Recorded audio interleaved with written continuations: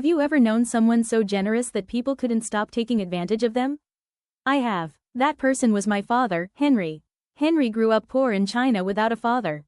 With no strong male role model and very little money, he learned early to be disciplined and frugal. Even after he became successful, he never changed his lifestyle. He wore the same simple clothes year after year, plain undershirts, white button-up shirts, and black pants. He never cared about looking wealthy. What mattered to him was helping others. As a young man, he saved every penny he could and eventually entered a business partnership.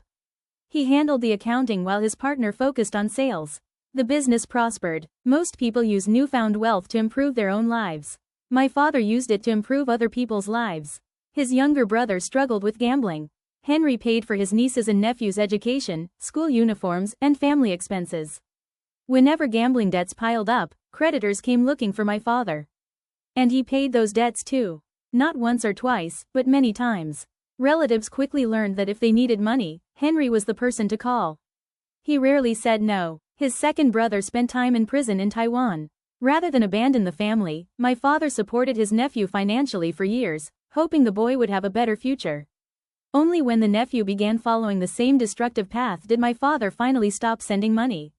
Henry's aunt moved from China to Hong Kong. She had 12 children, but 6 died from illness. Left to raise the remaining 6 alone, she struggled to survive.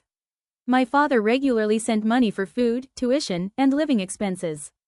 To those children, he wasn't just a relative, he was a lifeline. Not everyone appreciated his kindness. A childhood friend once asked my father to guarantee a bank loan. Trusting him, Henry agreed. The friend disappeared. The loan went unpaid. The bank came after my father. As guarantor, he was forced to repay the debt himself, losing years of hard-earned savings. Yet he continued helping others.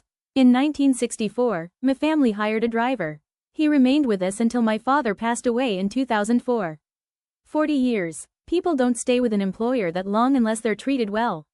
My father didn't just provide a job. He supported the driver's family and treated him with dignity and respect. The loyalty lasted a lifetime. Of course, strangers also tried to take advantage of him. When I was young, an elderly man frequently came to our apartment asking for money. My mother would give him a little each time. Soon, he kept returning to our door despite there being more than 100 other apartments in the building. When we finally stopped giving money, the visits stopped too. It was a lesson we learned repeatedly. Some people appreciate generosity. Others simply exploit it. Business was no different. Because my father was honest and trustworthy, many people wanted to partner with him. One business associate eventually handed control of the company to his son. Years later, when my father was elderly, my brother tried to collect my father's rightful share of the business. The son claimed my father had never been a partner. Just like that, years of investment vanished. Then came one of the biggest betrayals of all. My father arranged to send $40,000 to Canada for his 6 children through a trusted family connection. The money never arrived. Fake documents were produced as proof. When we checked with the bank, we discovered the truth. No transfer had ever been made. He had been scammed. Even members of his extended family took advantage of him. His second uncle convinced him to invest in a business and promised company shares. The uncle insisted on holding the shares for safekeeping. Whenever my father asked for them, excuses followed. The shares were never transferred and were ultimately lost forever. Despite all of this, Henry never became bitter. That is what amazes me most. He began life as a poor boy without a father. Through hard work, discipline, and perseverance, he built a successful life.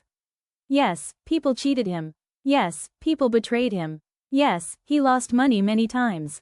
But he never lost his generosity. In the end, he provided well for all 7 of his children. Every one of us attended university. Every one of us lived comfortably. And he still left an inheritance behind. Looking back, I believe God blessed him, not because he became wealthy, but because he never stopped helping others. My father, Henry, remains the most generous man I have ever known. His life taught me that kindness may cost you money, trust may be broken, and generosity may sometimes be abused. But the impact you have on other people's lives can last far longer than any amount of money. That is why I created this channel, Generous Deeds. I hope my father's story inspires you to help someone in need, show kindness whenever you can, and leave the world a little better than you found it. Because that's exactly what Henry did.